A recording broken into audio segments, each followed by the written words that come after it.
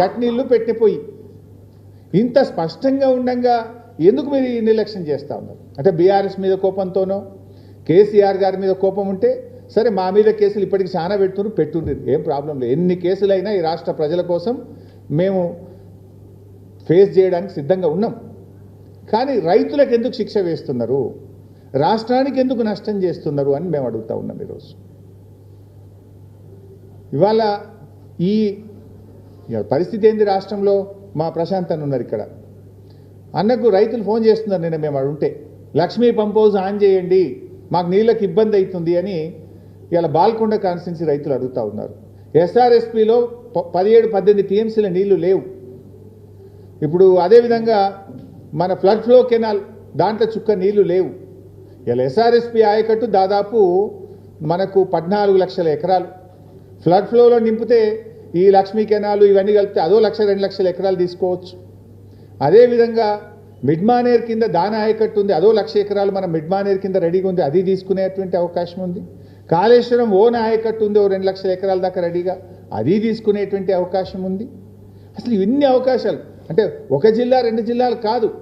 ఇలా మీరు మోటార్లు ఆన్ చేస్తే 15 జిల్లాలకు మేలు జరుగుతుంది.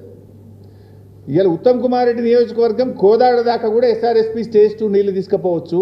మొదటి పంటకు సూర్యాపేట, తుంగతుర్తి, కోదాడలో కూడా నీళ్ళు ఇచ్చే అవకాశం ఉంది. ఉమ్మడి వరంగల్ జిల్లాకు నీళ్ళు ఇచ్చే అవకాశం ఉంది. ఉమ్మడి కరీంనగర్, ఉమ్మడి నిజామాబాద్, ఉమ్మడి మెదక్ జిల్లాకు నీళ్ళు ఇచ్చే అవకాశం ఉంది.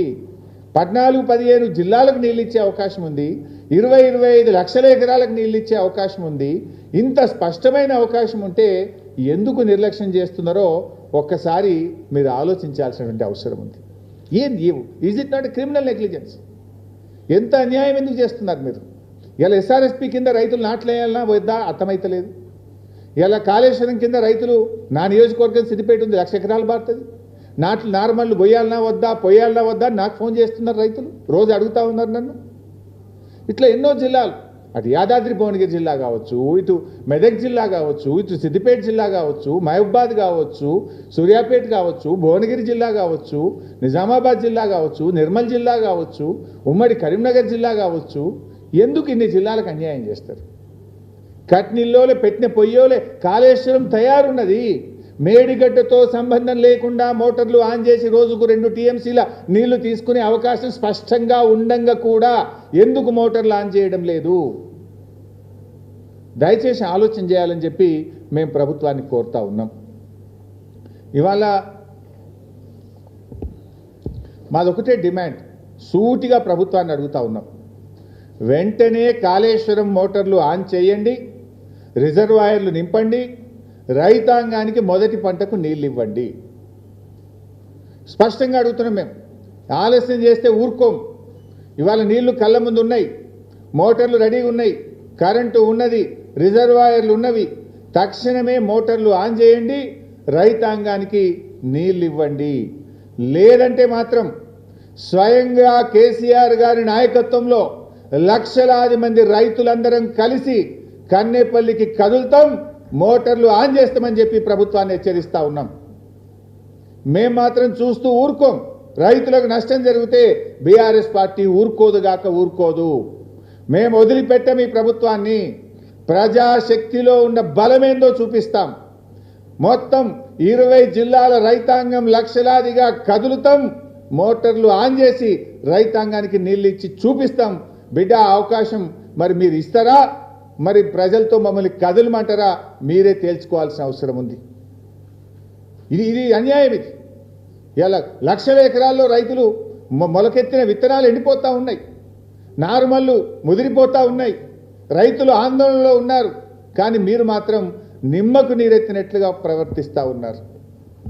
ఈరోజు ఇంకోటి, కాళేశ్వరం అంటే 100 భాగాలు, 100 భాగాల్లో మేడిగడ్డ ఒక భాగం. ఆ మేడిగడ్డలో 85 పిల్లర్లలో 2 పిల్లర్లు మాత్రమే కుంగినాయి.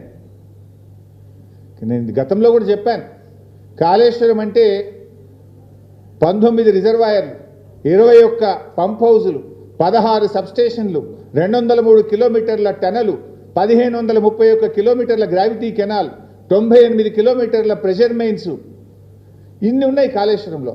3 బ్యారేజీలు, అందులో ఒక బ్యారేజ్ మేడిగడ్డ. ఆ బ్యారేజ్లో 85 పియర్స్లో కుంగినాయి 2 పియర్లు. దాన్ని మరమ్మత్తు చేయమంటే మీన వేషాలు లెక్క పెడతా ఉన్నారు. 19 నెలలు అయిపోయింది. ఇప్పుడు మనం డాక్టర్ దగ్గర పోతాం, ఏదో చెయ్యి నొప్పో ఉంది నాకు, డాక్టర్ దగ్గర పోతే నీకు చెయ్యి నొప్పి ఉన్నదని వెంటనే చూసి దానికి ఏం మందులు కావాలో డాక్టర్ ఇస్తాడు.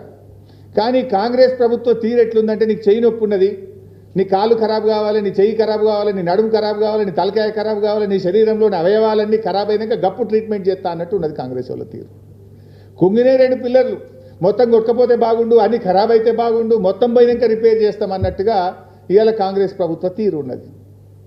అందువల్ల మేము ప్రభుత్వాన్ని కోరేది ఒక్కటే, మేడిగడ్డకు ఒకవైపు రిపేర్లు చేపట్టండి, మరొక వైపు మేడిగడ్డతో సంబంధం లేకుండా ఉన్న అవకాశాన్ని సద్వినియోగం చేసుకొని కన్నెపల్లి ద్వారా నీళ్లు ఎత్తిపోసి రాష్ట్ర రైతుల ప్రయోజనాలు కాపాడండి. ఇలా మీరు రాజకీయం చేస్తున్నారు. ఎన్డీఎస్ఏ అని ఓ చిల్లర రాజకీయాన్ని పాల్పడుతున్నారు. ఎన్డీఎస్ఏ దేశం మొత్తం ఉంటుందా, ఒక కాళేశ్వరంకే ఉంటుందా? ఇదే గోదావరి నది మీద కిందికి పోతే పోలవరం కొట్టుకపోయింది, పోలవరం డయాఫ్రేమ్ వాల్ కొట్టుకపోయింది, పోలవరం గైడ్ వాల్ కొట్టుకపోయింది, 2000 కోట్ల రూపాయల నష్టం జరిగింది. మరి ఎందుకో ఎన్డీఎస్ఏ పోదు? ఎన్డీఎస్ఏ కాళేశ్వరంకి వచ్చింది గోదావరి మీద, 2 పియర్లు గుంగితే వచ్చింది. ఆడ 2000 కోట్ల రూపాయల డయాఫ్రేమ్ వాల్ కొట్టుకపోయి గైడ్ వాల్ కొట్టుకపోతే 5 ఏళ్ళైనా ఎన్డీఎస్ఏ ఎందుకు పోదు? ఇక్కడనేమో 5 రోజులనే వస్తారు, 5 రోజులే ఇక్కడ వస్తారు. 5 ఏళ్ళైనా పోలవరంలో ఎన్డీఎస్ఏ పోదు. 5 నెలలైనా ఎస్ఎల్బీసీ టనల్ కుప్పగూలితే ఎన్డీఎస్ఏ రాదు. కిషన్ రెడ్డి పంపడు, ఎన్డీఎస్ఏ రాదు. ఎందుకు రాదు? కిషన్ రెడ్డి, రేవంత్ రెడ్డి, కాంగ్రెస్ బీజేపీల మధ్య ఢిల్లీలోనేమో కొట్లాడతారు, గల్లీలోనేమో అలాయి బలాయి చేసుకుంటారు. వీళ్ళు ఈ రాష్ట్రంలో ఇద్దరు కలిసిపోయింది. కలవకపోతే ఎస్ఎల్బీసీ టనల్ కుప్పగూలి ప్రాజెక్టు భవిష్యత్తు ప్రశ్నార్థకమైతే ఎందుకు ఎన్డీఎస్ఏ రాలేదు?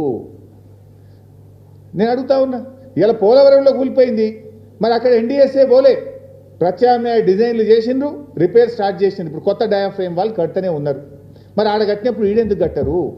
ఈడ ఎన్డీఎస్ఏ పేరు మీద ఎందుకు కాలయాపన చేస్తున్నారు? అంటే పోలవరంకో నీతి, కాళేశ్వరంకో నీత, కాళేశ్వరంకో నీతి, ఎస్ఎల్బీసీ టనల్కు ఇంకొక నీత. ఇదంతా చిల్లర రాజకీయం చేస్తున్నారు. ఇలా ప్రజలకు కూడా అర్థమైపోయింది. కాంగ్రెస్ పార్టీ రైతు ప్రయోజనాల కంటే, రాష్ట్ర ప్రయోజనాల కంటే చిల్లర రాజకీయాలకు ప్రాధాన్యత ఇస్తూ ఉంది. దయచేసి ఎన్డీఎస్ఏను ఎన్డీఏ ప్రభుత్వం రాజకీయ సంస్థగా మార్చొద్దని, తక్షణమే మరమ్మతులు చేపట్టాలని చెప్పి కూడా మేము డిమాండ్ చేస్తూ ఉన్నాం. నీళ్ల విషయంలో సగటు తెలంగాణ రైతు ఎట్లా ఆలోచిస్తాడో పాలకులు కూడా ఆ రకంగా ఆలోచించాలి. ఒక రైతు తన బోర్లో నీళ్ళు అయిపోతాయి, బోర్ ఎండిపోతుంది, ఏం చేస్తాడు? వెంటనే ఇంకొక బోర్ అన్నేస్తాడు, లేదా ఆ బోర్ను ఇంకో 100 మీటర్లు ఫ్లషింగ్ చేసి లోతు కొట్టిన నీళ్ళు తెచ్చుకొని పంట పండించుకునే ప్రయత్నం చేస్తాడు. అట్లా ఒక సగటు రైతుగా ఆలోచించండి. తక్షణమే మేడిగడ్డకు మరమ్మతులు ప్రారంభించండి. మరొక వైపు ఉన్న అవకాశాన్ని మేడిగడ్డతో సంబంధం లేకుండా మోటార్లు ఆన్ చేయండి, రైతాంగంని కాపాడండి.